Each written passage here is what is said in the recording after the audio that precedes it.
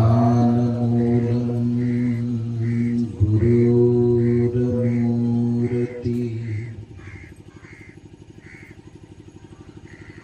पूजामूलं गुरोरपदं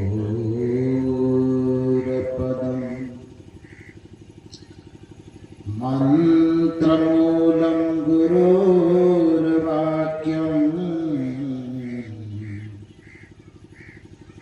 मोक्षमूलं गुरोर्कृपा।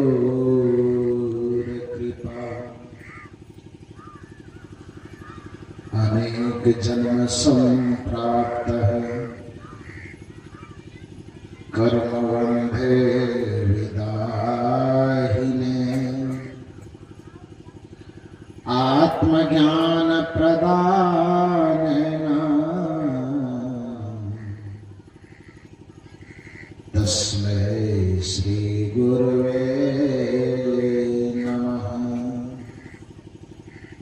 तस्मै श्री गुरुवे नमः। तस्मै श्री गुरुवे नमः। मेरे आध्यात्मिक जीवन के संतोषक परमाराध्य परम पूज्य सद्गुरुदेव जी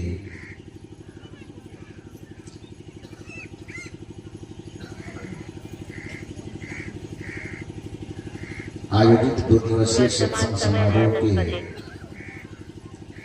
इस मंच पर विराजमान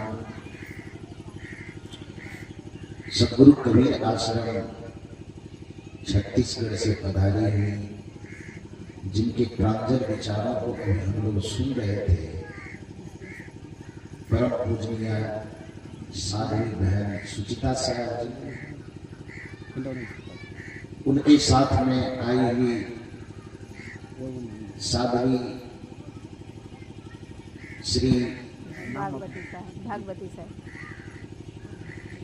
भागवती साहब जी एवं इस इलाके के जन जन में सद्गुरु कबीर साहब के विचारों को भरने वाले, एक तरह से कहें तो इस इलाके के कुल गुरु परम पूज्य संत श्री रामस्वरूप साहब जी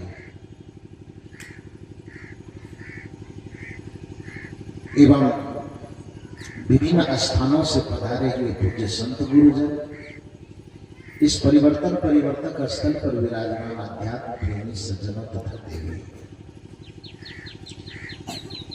अभी आप लोग श्री सुचिता साहब जी से बहुत अच्छी बातें सुन रहे थे शिक्षा और संस्कार के संबंध में। वस्तुतः संस्कार के बिना मनुष्य है नहीं। संस्कारहीन मनुष्य ही पशु कहलाता है और संस्कारवान मनुष्य ही देव कहलाता है। संस्कार ही व्यक्ति को महान बनाता है और कुसंस्कार ही व्यक्ति को दानव बनाता है, शैतान बनाता है। संस्कार ही व्यक्ति को माता पिता की सेवा करने की प्रेरणा देता है। संस्कार ही हमारे अंदर की संवेदना को जगाता है ताकि हम दूसरे की तकलीफ को समझ सकें। संस्कार ही हमारे अंदर वह दृष्टि देता है कि अपनी आत्मा की तरह हम दूसरे की भी आत्मा का मूल्यांकन कर सकें। संस्कार ही वह प्रेरणा देता है कि हम अपने सुख से दूसरे के सुख की तुलना कर सकें, अपने दुख से दूसरे के दुख की तुलना कर सकें। जिसका संस्कार मरा हुआ होता है उसकी संवेदना मरी हुई होती है। जिसका संस्कार जागृत होता है उसकी संवेदना जागृत होती है। संवेदना मर जाए आदमी की तो फिर वो आदमी है, फिर तो उसको पशु से भी तुलना करना बेकार। उसको पत्थर कहिए तो चलेगा। और लोग कहते हैं जिसके अंदर दया नहीं होती, सहनशीलता नहीं होती, प्रेम नहीं होता, वो कहता है गाँव में भी बोल चला बोल चला, इसका एकदम हृदय पत्थर कहता है। तो हृदय का पत्थर हो जाने का मतलब जीवन का पत्थर हो गया। पूरा जीवन पत्थरवत क्यों हो गया? क्योंकि संवेदना चली गई। संवेदना नहीं है, दूसरे के आंसू को हम नहीं समझ रहे हैं, दूसरे के तकलीफ को हम नहीं समझ रहे हैं, दूसरे की पीड़ा को नहीं समझ रहे हैं, दूसरे के सम्मान को नहीं समझ रहे हैं, किसकी क्या मर्यादा है इसको नहीं समझ रहे। इसका सीधा सा मतलब है कि आपकी संवेदना मरी है। और संवेदना मरी क्यों है? तो उसके पीछे का वजह यह है कि संस्कार आपका, चाहे वो आपका जीव का निजी संस्कार हो, चाहे माता पिता पूरे परिवार के द्वारा संस्कार न दिया गया हो, संगति वैसी न मिली हो, उसके कारण भी हो सकता है। तो बड़ी अच्छी बात सुन रहे थे, जितनी बड़ाई मेरी कर रहे थे उस बड़ाई के लायक हम नहीं हैं, लेकिन श्री साहब ने जिस बड़ाई को मेरे अंदर देखना चाहती है, मैं सदगुरु से प्रार्थना करूंगा और आप लोग भी शुभकामना कीजिए कि धीरे धीरे वो सदगुरु मेरे अंदर आ जाए। ऐसी हम प्रार्थना करते हैं, लाने का प्रयास करें कि वो मेरे अंदर ये सदगुरु देखना चाहती है कि मेरे अंदर ममता होना चाहिए। जो चाहने वाले आपके होते हैं वो प्रत्यक्ष अप्रत्यक्ष आपका भला चाहते हैं। बच्चे भले न समझे, माता पिता का बच्चे का ही सोचता है, बच्चे को समझ नहीं होती, लेकिन माता पिता अपने बच्चे को अच्छा देखना चाहता है। शिष्य समझ नहीं पाता है, गुरु की डांट में छिपे हुए हित को शिष्य समझ ले तो गुरु के डांट से उसको कभी मिर्ची की तरह तिलमिलाहट उठे नहीं,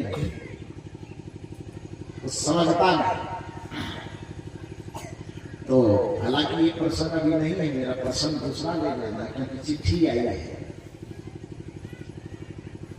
कहने का ये अर्थ है कि डांट के पीछे छिपे जो हित होते हैं उसको शिष्य नहीं समझ पाता, बच्चे नहीं समझ पाता, लेकिन माता पिता हो अथवा गुरु हो, शिष्य में अपने बच्चों में अच्छाई देखने के ख्याल से कुछ अच्छी अच्छी बातों को सामने रखते हैं, कुछ अपने भाव में रखते हैं और कल्पना करते कि मेरा बच्चा, मेरा शिष्य, मेरा भक्त ऐसा अच्छा होना चाहिए।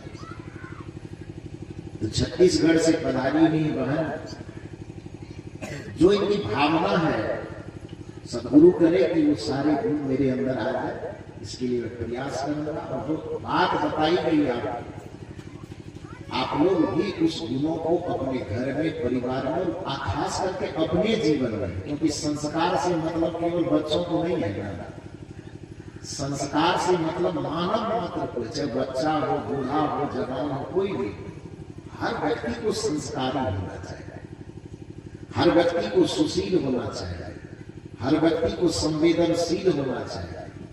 जिसके हृदय में संवेदना नहीं जगेगी वो धार्मिक हो ही नहीं सकता है।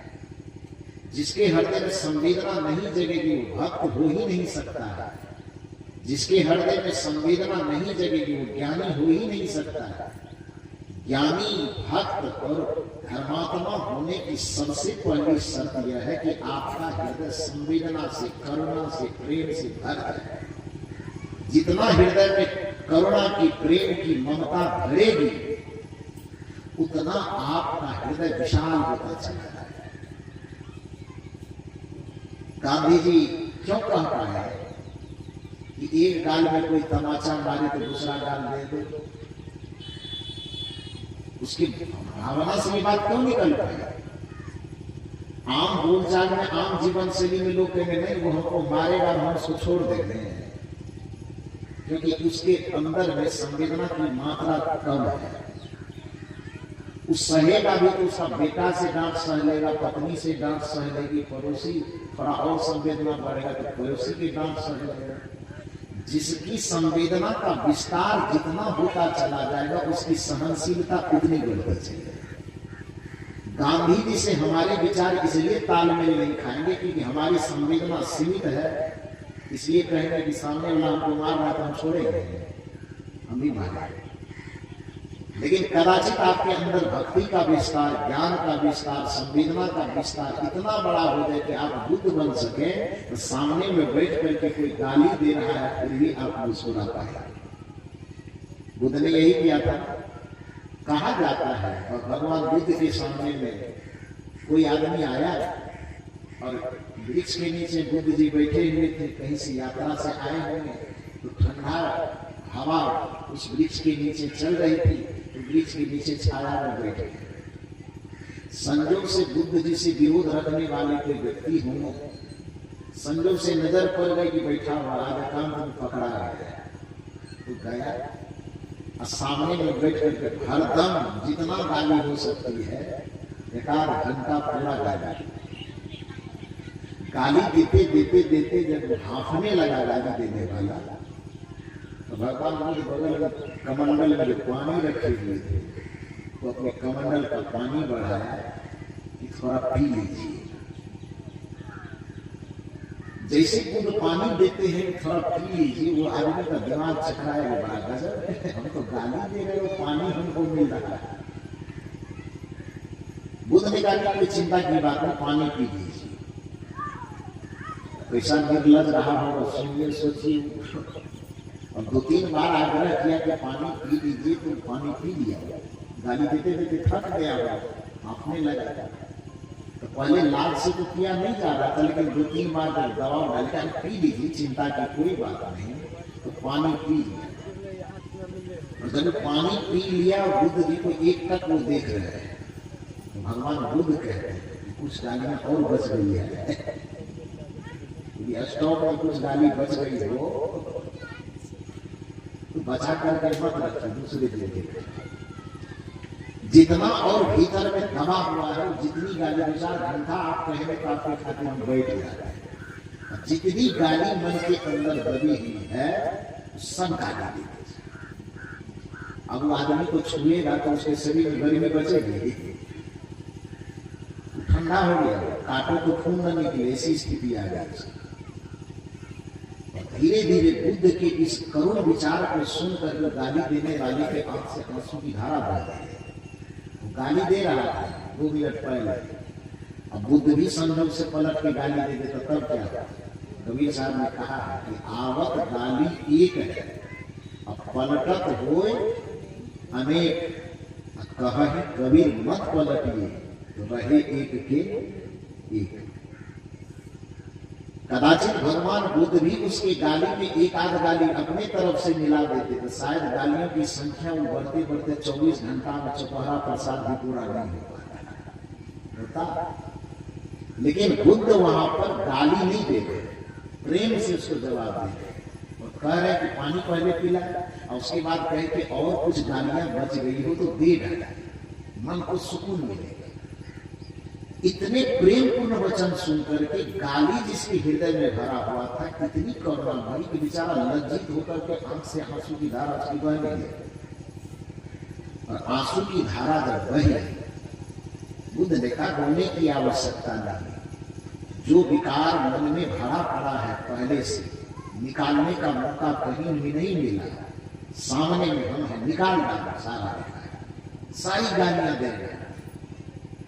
अब आंसू से भी काम नहीं चला उसका, बुद्ध के चरण पर अपना माथा रख करके चरण पकड़ लिया और रोते हुए उन्होंने कहा कि भगवान क्षमा कीजिए। लेकिन एक बात बता दीजिए कि आखिर क्या कारण है, किस युक्ति से आप इतनी गाली सुनने के बावजूद भी शांत रह रहे हैं, और इतनी गाली मुझसे अपने प्रति सुनने के बाद भी आपने पानी पिलाया है, इतना प्रेम से आप ऐसा क्यों बोल रहे हैं? कौन सी युक्ति, कौन सा मंत्र है आपके पास? भगवान बुद्ध ने कहा कि मंत्र तंत्र की तो बात यहाँ नहीं है, लेकिन एक बात मैं आपसे कहता, मुस्कुराते हुए, ताकि मान लो कि आप कोई खाना सामग्री कुछ लाए, उपहार देंगे,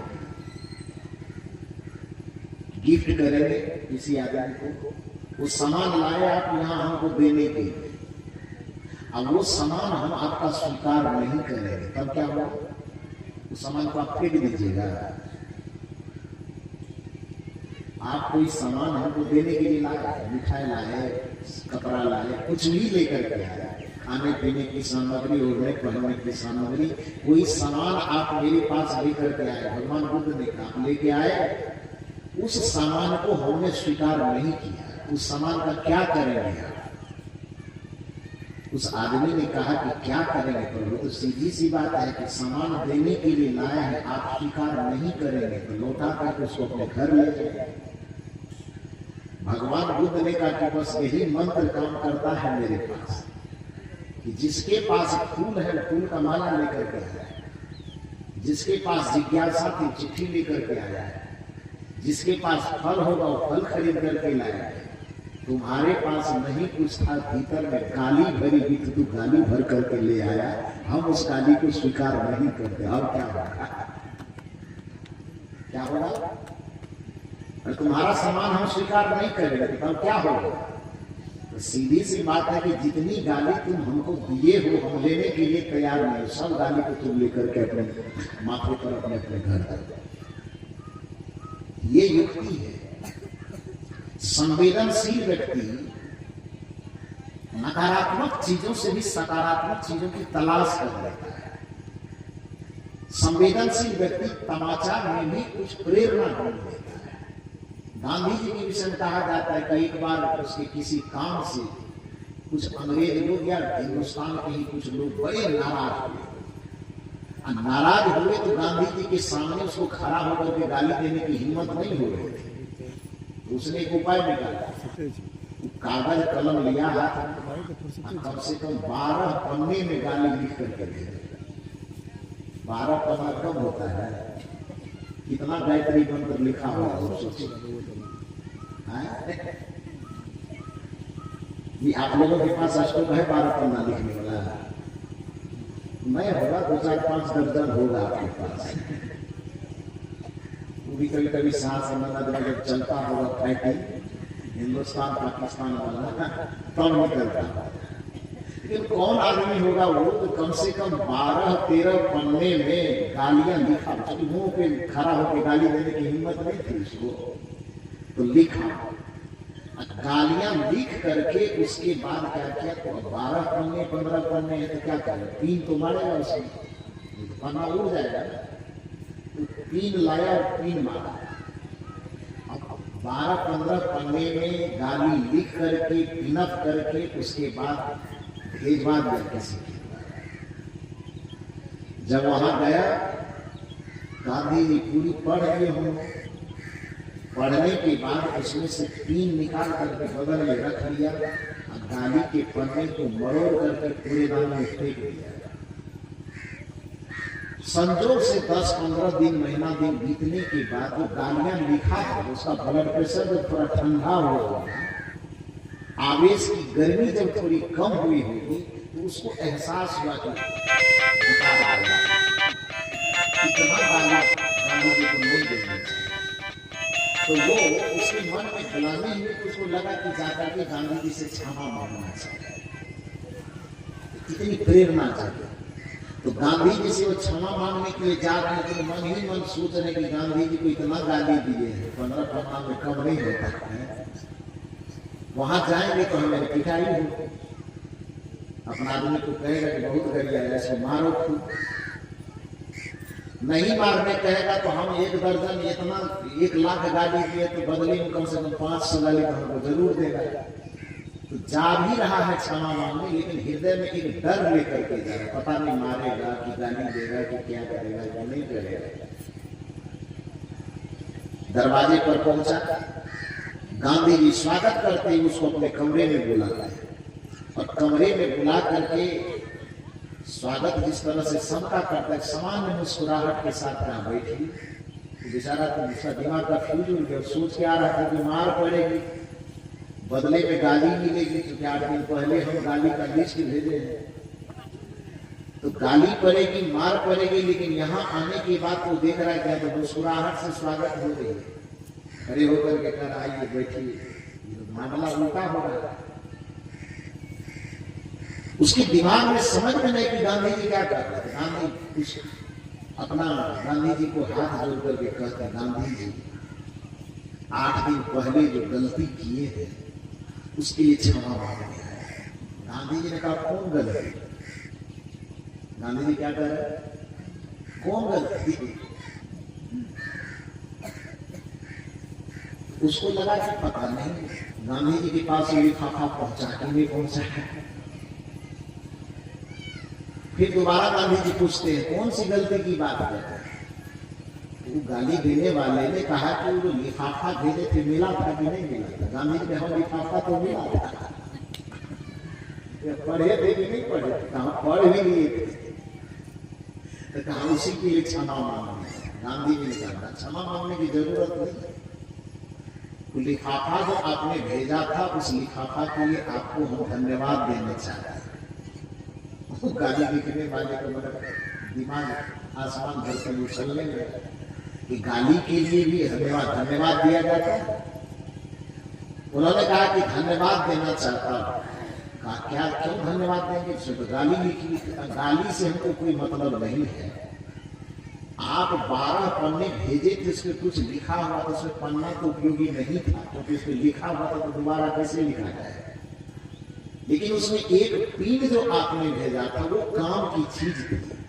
इस दुनिया में हर एक लोग मेरे पास छोटी बड़ी कुछ न कुछ काम की चीजें भेजा करते हैं। आपने 15 पन्ना जो भेजा उसमें कुछ भी काम की चीज नहीं थी, लेकिन उसमें एक पिन जो था वो काम की चीज थी। उसको खोल के मैंने रख लिया है। उस पिन देने के लिए आपको बहुत बहुत धन्यवाद।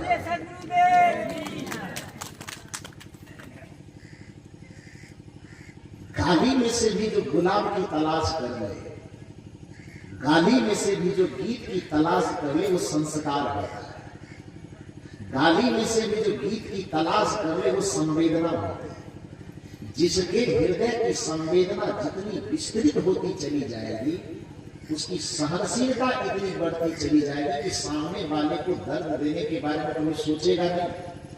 हाँ, सामने वाला ये दर्द देगा भी, उस दर्द का वो प्रत्युत्तर कर देगा। बुद्ध को कोई एक तमाचा मार दे, बुद्ध उसको पलट करके नहीं मारे। हजरत ईसा मसीह को कील पर ठोक दिया गया। सोचिए कैसा आदमी रहा। भक्ति इसको कहता है, खाली अगरबत्ती दिखाने को भक्ति नहीं कहा जाता। रसगुल्ला चढ़ा दिया, बतासा चढ़ा दिया, भगवान के घर में भिखमंगा है कि आप दीजिएगा तभी वो खाएगा, आप पानी पिलाइएगा तब उसकी प्यास बुझेगी। भक्ति असली यह है कि आपके हृदय में संवेदना का इतना विस्तार हो जाए कि आपकी सहनशीलता असीम हो जाए। आपकी संवेदना इतनी बढ़े कि प्राणियों की गलती को आप सह सके, अपने तरफ से किसी को पीड़ा देने का प्रयास न करें। इसी को धर्म, इसी को भक्ति, इसी को ज्ञान कहा जाता है। इसी बात को महर्षि वेदव्यास ने कहा। महर्षि वेदव्यास से लोगों ने पूछा कि आप चारों वेद के संपादन में आपका योगदान है, 18 पुराण में कहीं न कहीं आपकी लेखनी का योगदान है, तो आपसे ज्यादा धर्म का ज्ञाता, भक्ति का ज्ञाता कोई हो नहीं सकता है। दूसरा कथाकार हुआ तो भागवत खाली बांचवे नहीं करेगा, आप भागवत की लिखने वाले। दूसरा कोई होगा तो वेद की ऋचाओं को बोलेगा, वो आपने लिखा। दूसरा कोई होगा तो पुराण की कथा बैठ करके कहेगा, आपने तो एक एक मंत्र की रचना की। रचना नहीं भी किए हैं तो उसके संपादन में कहीं न कहीं आपका कलम चला। तो आपसे ज्यादा धर्म का, भक्ति का, पुण्य का कोई ज्ञाता तो होगा नहीं। इसलिए वेदव्यास जी आपसे निचोड़ में पूछना चाहता है कि शास्त्र का तो इतना जमावड़ा आपने कर दिया कि किसको आदमी पढ़े किसको न पढ़े अलबोला जाएगा, इतना ढेर लगा दिया। अगर सब शास्त्र को पढ़ने के लिए चले आदमी तो आदमी खेती करेगा, गृहस्थी करेगा, व्यापार करेगा, दुनियादारी चलाएगा कि बस सब शास्त्री का पढ़ना पलटते रहेगा, जीवन कैसे चलेगा। इसलिए बहुत ज्यादा शास्त्रों को आपने लिख दिया है और सभी शास्त्रों को कोई व्यक्ति पढ़ नहीं पाएगा। एक लाइन में निचोड़ करके बताइए कि धर्म, भक्ति, ज्ञान किसे कहा जाता है। ऊपरा पोथी पतरा मत रखिए। तो सब पोथी पतरा का जो निचोड़ है, निचोड़ वाले समझते, सारांश जिसको कि जितना शास्त्र में आपने कुछ न कुछ लिखा, पढ़ा, दुनिया वाले को समझाया, उसका निचोड़ कर करके, उसका सारांश ला करके एक लाइन में बताइए कि भक्ति किसे कहते हैं, धर्म किसे कहते हैं, महर्षि वेदव्यास ने क्या कहा? अष्टादश पुराणेषु व्यासस्य वचनम द्वयम्। बस 2 लाइन में भक्ति, धर्म, ज्ञान सब आ जाएगा। क्यों कबीर साहब से नफरत करते हैं? क्यों कबीर को आपको नास्तिक कहने की जरूरत पड़ रही है? क्यों आपको कबीर साहब को मंदिर के विरोधी साबित करना पड़ता है? क्यों आपको कबीर साहब धर्म को उखाड़ करके फेंकने वाले लग रहे हैं? क्यों आपको कबीर साहब पूजा पाठ, देवी देवता के विरोधी लग रहे हैं? भाई, कबीर साहब वही कह रहे हैं जो अन्य संत विस्तार करके तब निचोड़ दिया है। कबीर साहब निचोड़ ला करके ही आपके सामने रखते हैं कि तुम व्यर्थ के झमेले में मत उलझो। उस व्यर्थ के झमेले में से जो फूल चुन चुन करके हो सकता है, वो सारे के सारे फूल आपके झोली में कबीर साहब ने डाला है। उस फूल से अपने जीवन को सजा लीजिए और अपना कल्याण कीजिए। चारों तरफ वेदों, शास्त्रों, पोथी पुरानी का जाल फैलाने के बाद जब आदमी ने सवाल किया कि इतना जंजाल आदमी कपार पे ढो कैसे पाएगा, थोड़ा में बताइए ना। तब वेदव्यास जी सब कुछ समेट करके 2 लाइन में बताते कि अष्टादश माने 18। संस्कृत में इकाई का प्रयोग पहले होता है, दहाई का प्रयोग बाद में। हिंदी और संस्कृत में यह अंतर है कि हिंदी में पहले इकाई, तब दहाई। संस्कृत में क्या होता है? दहाई पहले, इकाई बाद। तो इसलिए 18 में जो लिखा जाएगा, तो 18 में जो 1 है, 10 की जो गिनती होगी तो वह इकाई होगा कि नहीं? 8 किस पर आएगा? दहाई पर। मैंने 1 पहले लिखेगा, 8 दूसरा अंक होगा, तो इकाई हो जाएगा 10 और 8 क्या हो जाएगा? दहाई। तो हिंदी में इकाई पहले, दहाई बाद। और संस्कृत में दहाई पहले और इकाई बाद। इसलिए जब गिनती होगी अष्टा, 8 पहले आ गया ना। हिंदी में लिखेंगे तो 1 और तब लिखेंगे 8। लेकिन संस्कृत में उच्चारण कर रहे हैं तो पहले 10 नहीं बोल रहे, पहले क्या बोल रहे हैं? अष्टा, 8 बोल रहे हैं। पहले 8 ही बोल रहे हैं और बाद में क्या बोल रहे हैं? 10 बोल रहे हैं। अष्टादश, 8 पहले बोल दिए और 10 बाद में बोल रहे हैं। हिंदी में बोलेंगे तो 10 पहले बोलेंगे और 8 बाद में बोलेंगे। समझ रहे हैं ना? तो अष्टादश सीधी सी बात है, अष्ट और 10 बराबर 18। महर्षि वेदव्यास कहता है कि अष्टादश पुराणेषु, शास्त्रों में, पुराणों में मैंने जितना चीज लिखा है, जितनी कथा, जितनी कहानियां लिखी है, उन सब का निचोड़ इतना है। वचनम द्वयम्, मात्र 2 ही वचन प्रमुख है। अष्टादश पुराणेषु व्यासस्य वचनम द्वयम्, 2 वचन प्रमुख है। क्या? परोपकाराय पुण्याय, पापाय परपीडन। दूसरे का भला कर देना, दूसरे की सेवा कर देना, दूसरे का सम्मान कर देना, दूसरे के प्रति प्रेम को दे देना, दूसरे के प्रति सहृदय और संवेदना को दे देना ही धर्म और भक्ति है। और अपने मन, वचन, कर्म से दूसरे को पीड़ा देना, दूसरे के आंख में आंसू घोलना, दूसरे के रास्ते में कांटा बिछाना, इससे बड़ा अधर्म, इससे बड़ा नारकीय कर्म और दूसरा कुछ नहीं हो सकता है। वेदव्यास जी कहते सारे धर्म का अंतिम निचोड़ यही है। तुम कितने मंदिर में जाते हो और यदि तुम्हारा कर्म गलत है तो तुम्हारा मंदिर में जाना तुम्हारी धार्मिकता को साबित नहीं करता है। तुम कितना घंटी डोलाते हो कि कितना अगरबत्ती दिखाते हो, लेकिन तुम्हारा समाज के प्रति, माता पिता के प्रति, गुरुजनों के प्रति तुम्हारा व्यवहार बिगड़ा हुआ है, तो तुम्हारी मुक्ति की ठेकेदारी कोई भगवान नहीं लेता है। यदि भक्ति केवल पूजा पाठ आदमी की मुक्ति का, शांति का ठेकेदारी ले ले तो रावण कम भक्ति करता था, उससे ज्यादा भक्ति कर लीजिएगा मंदिर वाला। शिव जी के पुजारी रावण से बड़का हो जाइएगा यार। पूजा तो कर ही रहा था, बेलपत्तर चढ़ा ही रहा था, जल घड़ी में जल भी चढ़ाने जाता है। और जल बेलपत्तर की बात कौन कहे, जरूरत पड़ी तो कहता है कथा, हकीकत क्या है इसका गारंटी हम नहीं लेंगे। लेकिन कथाओं के वर्णन के अनुसार रावण शिव को रिझाने के लिए अपना गर्दन तक काट करके चला, उससे बड़का पुजारी प्राप्त नहीं हो जाए।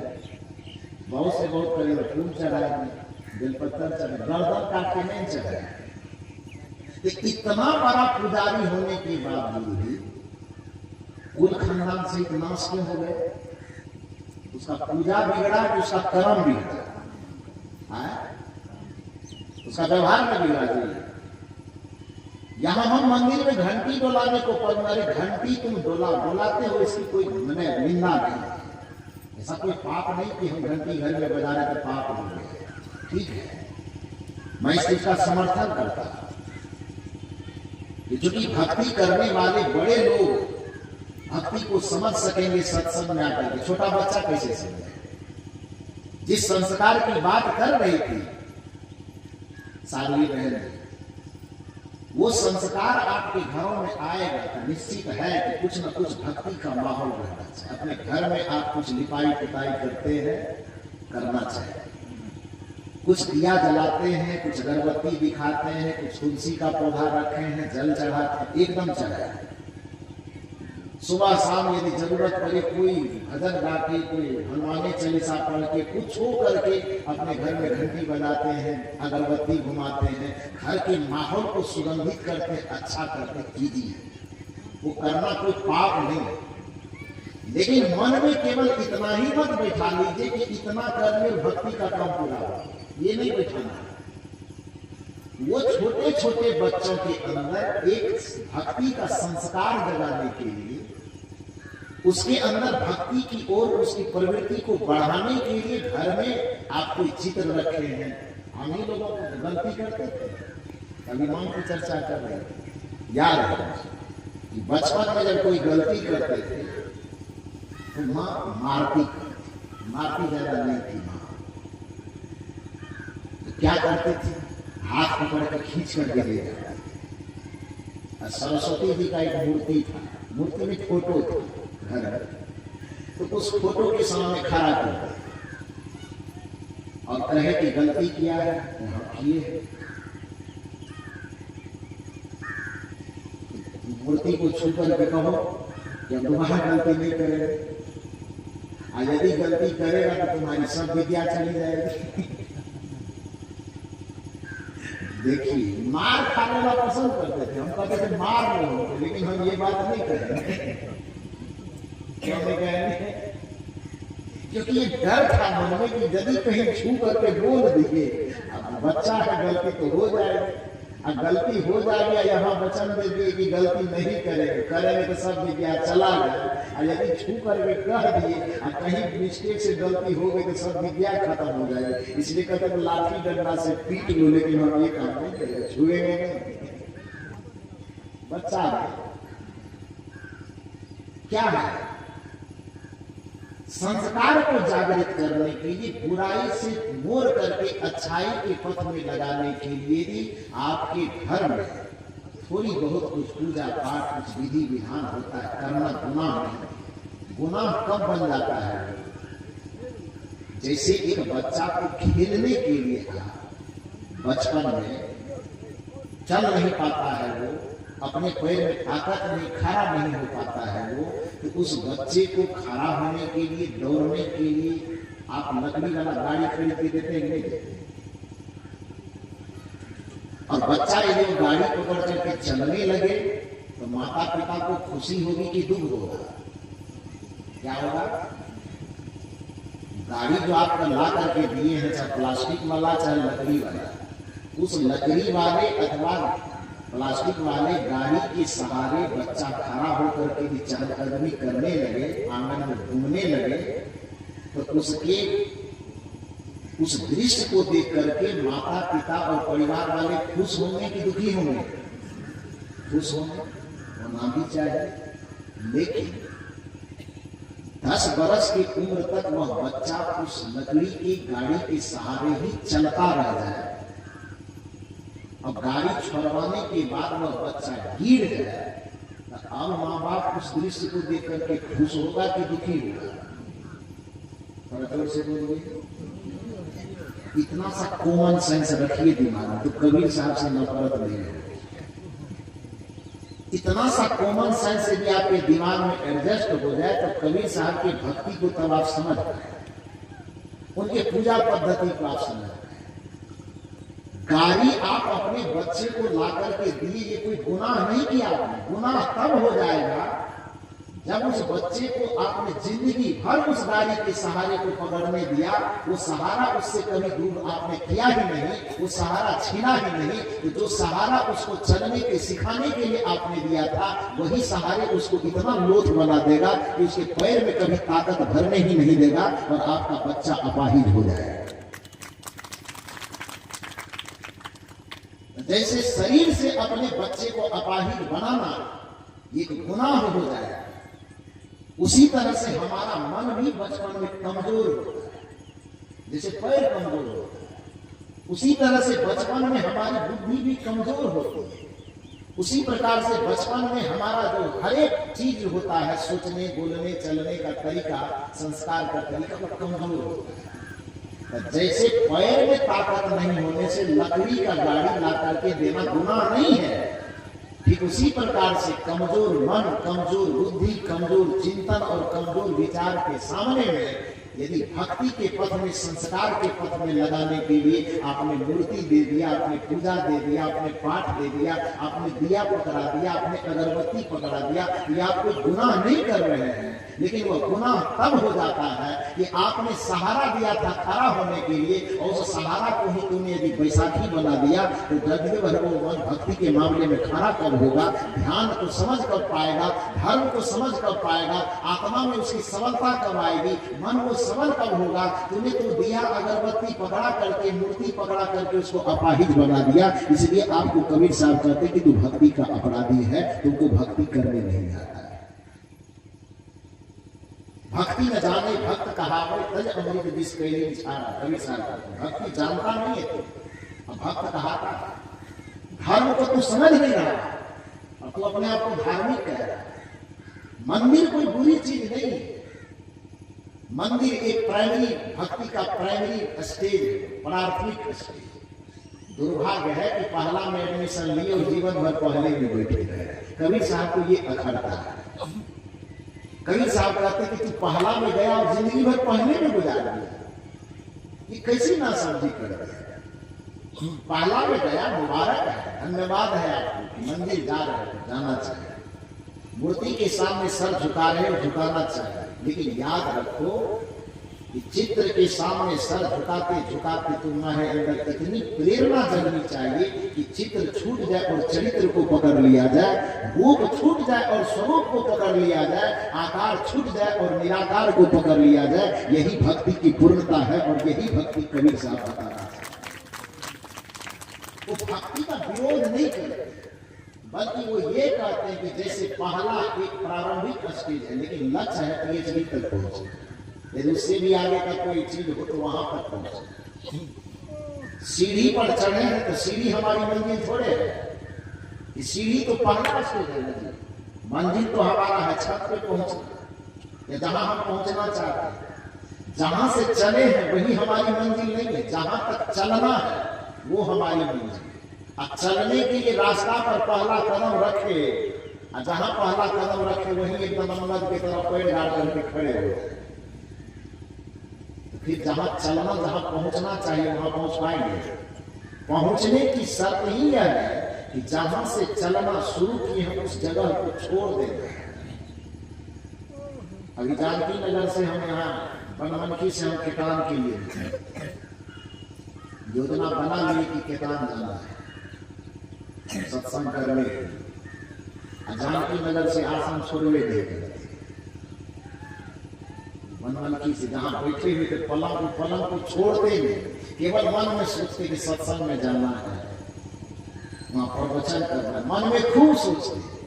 और जहां बैठे हुए थे, जहां लेटे हुए थे, पलंग को छोड़ते ही पहुंच जाते।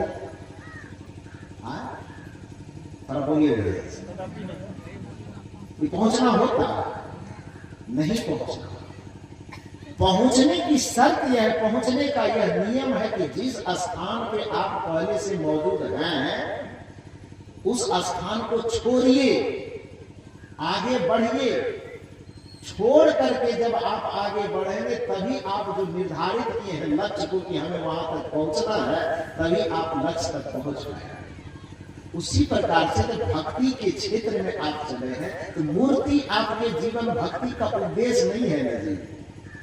वो मूर्ति, वो पूजा, वो पाठ, वो दिया, वो अगरबत्ती आपकी भक्ति का प्राइमरी स्टेज है।